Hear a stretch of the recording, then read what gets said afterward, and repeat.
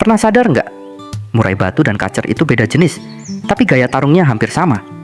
Kalau kamu sering di dunia kicau, pasti pernah kepikiran hal ini. Nah, jawabannya ada di satu konsep penting dalam biologi, yaitu genus. Tapi sebelum kita melangkah lebih jauh, kita harus tahu dulu arti kata genus. Secara etimologi, kata genus berasal dari bahasa Latin, yang berarti kelompok, jenis, atau keturunan.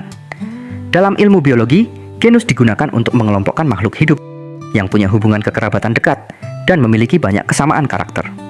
Baru dari sini kita masuk ke taksonomi ilmiah. Dalam taksonomi, burung diklasifikasikan dari kingdom sampai spesies, dan genus berada di atas spesies, tapi di bawah family. Sederhananya, genus itu seperti keluarga besar, sedangkan spesies adalah anggotanya. Contohnya murai batu dan kacer. Keduanya masuk dalam genus yang sama, yaitu Copsychus. Dan menariknya, genus ini dikenal sebagai kelompok burung dengan vokalisasi kompleks dan sifat teritorial yang kuat. Makanya jangan heran, meskipun beda jenis, mereka punya banyak kemiripan, mulai dari gaya tarung, karakter suara, sampai perilaku yang sama-sama aktif dan agresif. Contoh lain, anis merah dan anis kembang yang sama-sama berada dalam genus Sutera. Karakter dasarnya mirip juga. Nah, di kalangan kicau mania, ada satu fenomena yang cukup bikin penasaran, yaitu adanya hibrid antara murai batu dan kacer, yang sering disebut murka. Dan yang lebih mengejutkan, beberapa penangkar bahkan mengklaim ini benar-benar pernah berhasil.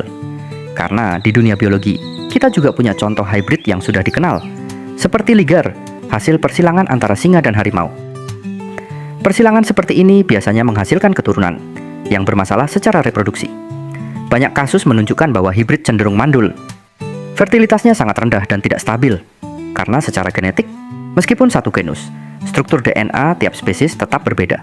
Perbedaan inilah yang sering membuat proses reproduksi menjadi tidak stabil.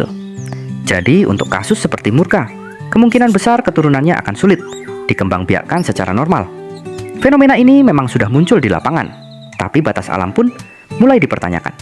Karena tidak semua yang bisa terjadi, berarti seharusnya terjadi. Di titik ini, penting untuk memahami perbedaan antara genus dan spesies. Spesies adalah tingkatan paling spesifik, di mana individu bisa kawin dan menghasilkan keturunan yang subur dan stabil. Sedangkan genus adalah kelompok yang lebih luas, yang menggabungkan beberapa spesies, yang masih berkerabat dekat. Jadi, semua burung dalam satu spesies pasti berada dalam satu genus. Tapi, tidak semua dalam satu genus bisa kawin dengan sukses. Dengan memahami genus, kita bukan cuma tahu nama burung, tapi juga memahami karakter, hubungan kekerabatan, dan bahkan batasan biologisnya. Jadi menurut kamu, ini bentuk kemajuan? Atau justru kita mulai melawan batas alam? Tulis pendapatmu di komentar ya, ini menarik banget buat dibahas.